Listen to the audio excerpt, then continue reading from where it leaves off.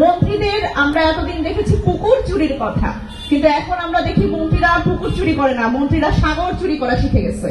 অতি গণতান্ত্রিকতা, এইটা হচ্ছে নিজের পায়ে নিজে কুড়াল মারা। এই বার্তাটা সবাই মিলে দিচ্ছি, এটা সবচেয়ে গুরুত্বপূর্ণ যে সংস্কার কথাটা যেভাবে করে এই নির্বাচনের পরে থেকে সব জায়গা থেকে সাইড আউট করে দেওয়া হয়েছে, সুপরিকল্পিতভাবে মিডিয়া বলেন প্রত্যেকটা জায়গা থেকে এই সংস্কার কথাটা যেভাবে বাদ দিয়ে দেওয়া হয়েছে।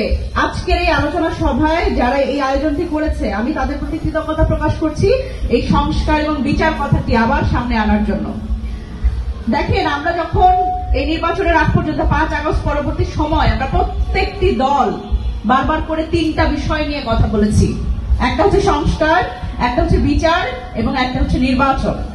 কিন্তু দেখেন, আমরা দেখলাম যারা আসলে ক্ষমতাকেই সবচেয়ে বেশি প্রাধান্য দিল তারা প্রথম 2টাকে বাদ দিয়ে 3 নাম্বার যে নির্বাচনটা, যেটা সবচেয়ে ক্ষমতার তাদের ক্ষমতার কাছাকাছি নিয়ে যাবে, শুধু সেইটা নিয়ে কিন্তু তারা এখন আলাপ করতেছে।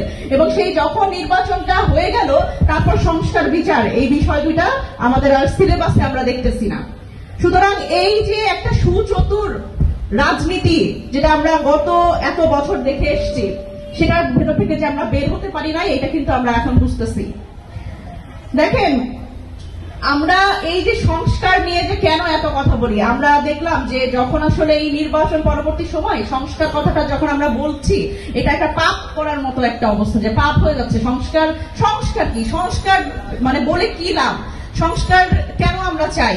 এই কথাটা বারবার করে বলে বলে সাধারণ জনগণকে একটা ভুল বার্তা দেয়া হচ্ছিল যে এই রাজনৈতিক দলগুলা সংস্কারের কথা বলে কিন্তু আপনার ভাতের অধিকারের কথা বলে না, আপনার একদম জীবন ঘনিষ্ঠ যে বিষয়গুলা সেগুলো নিয়ে কথা বলে না, সংসদে বারবার সংস্কারের কথা বলে, সংসদে বারবার অধ্যাদেশের কথা বলে।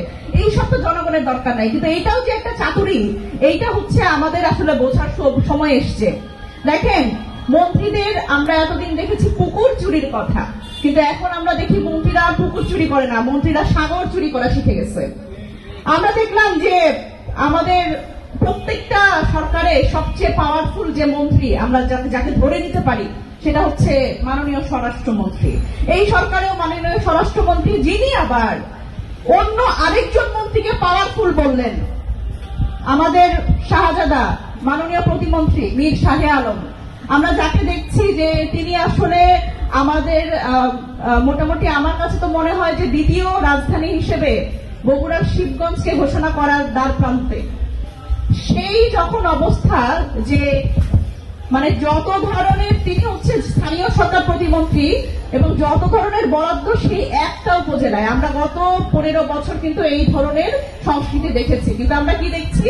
এই যে আবার সেই মন্ত্রীদের নিজের এলাকায় বরাদ্দ নিয়ে যাওয়া, নিজের পুত্রের যে ঠিকাদারি প্রতিষ্ঠান সেটাকে দিয়ে হাজার হাজার কোটি টাকার কাজ করায় নেওয়া, কিন্তু এগুলো নিয়ে কোনো জবাবদিহিতা নাই, এগুলো নিয়ে দেখবেন কোনো প্রশ্ন নাই। আমি একটা জিনিস আত্মসমালোচনা করতে চাই যে আমাদের যারা বিরোধী দল আছে তারাও কি যথেষ্ট প্রশ্ন করতে পারছে কিনা সংসদে।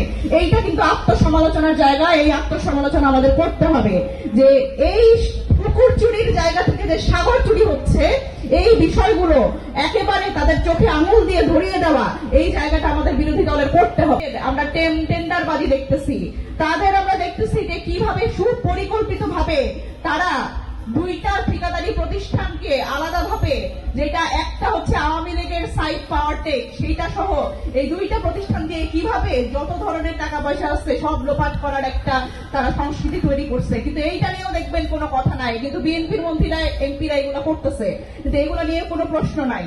তাহলে আমি কেন এই কথাগুলো বলতেছি? এগুলোর সাথে সংস্কারের কি আলাপ, সংস্কারের কি সম্পর্ক? দেখেন, যখন আমরা বলছিলাম যে এই অধ্যাদেশগুলো বাতিল করেন না, দুদক অধ্যাদেশ, এই দুদক অধ্যাদেশটা এইভাবে করে বাতিল করার মাধ্যমে তারা কি করছে? তার মন্ত্রীরা এমপিরা যখন দুর্নীতি করবে এইটা আসলে ধরার কেউ নাই, কারণ দুদকের চেয়ারম্যান তারা সেই লোকটাকেই বসাবে যে আসলে এই মন্ত্রী এমপিদের, বিএনপির মন্ত্রী এমপিদের এই দুর্নীতি ধরবে না। সুতরাং এই জায়গাতেই আমরা আসলে সংস্কার চাইছিলাম। এই সংস্কার হইতে না দেওয়া, এইটা আসলে এই সরকারের একটা পরিকল্পিত একটা এজেন্ডা। কারণ সংস্কার যদি হতো, প্রাতিষ্ঠানিক সংস্কার যদি হতো, তাহলে এইভাবে করে একেবারে বিশ্ববিদ্যালয় থেকে ব্যাংক থেকে শুরু করে চর দখলের মতো বাংলাদেশের প্রত্যেকটা প্রতিষ্ঠান কোনোভাবেই দখল করতে পারতো না।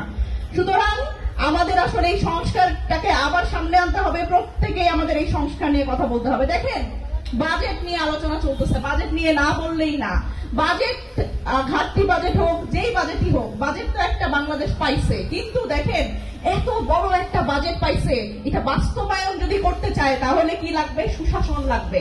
এই মন্ত্রী এমপিদের চুরি আসলে থামানো লাগবে। কিন্তু আপনাদের কি মনে হয় যে এই মন্ত্রী এমপিদের চুরি কোনোভাবেই আপনারা থামাইতে পারবেন? বাজেট দেওয়ার আগেই যে অবস্থা, বাজেট বাস্তবায়নের ক্ষেত্রে এই সুশাসন আসলেই কি নিশ্চিত হইতে হবে কিনা, এটা কিন্তু একটা বড় প্রশ্ন।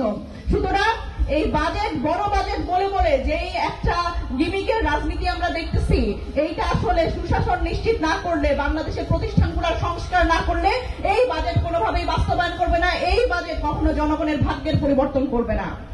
এবার আমি একটা কথা বলে আমার বক্তব্য একটু শেষ করব, সেটা হচ্ছে দেখেন, আওয়ামী লীগের ব্যাপারে আমরা দেখতেছি বিএনপি সরকার অতি গণতান্ত্রিকতা দেখাইতেছে। না, আমরা কিছু বলবো না, তাদের মন্ত্রীরা, তাদের দায়িত্বশীল লোকজন বলতেছে না না না, কোন দলের আসলে সেই দল বাংলাদেশে রাজনীতি করবে কি করবে না, এইটা আমরা বন্ধ করবো না, এইটা তো গণতন্ত্র না।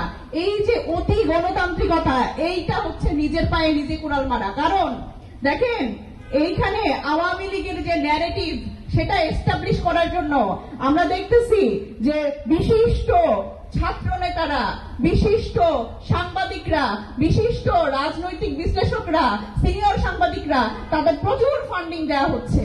সুতরাং এই আওয়ামী লীগের যে ন্যারেটিভ, আওয়ামী লীগ কিছু করে নাই, ইউনূস সরকার ব্যর্থ, সব সরকার ব্যর্থ, খালি হাসিনা বাবু ভালো, এই একটা ন্যারেটিভ কিন্তু বাংলাদেশে মানে এস্টাবলিশ করার জন্য প্রচুর লোকজন আছে এবং প্রতিনিয়ত তারা এই ফান্ডিং গুলো করতেছে।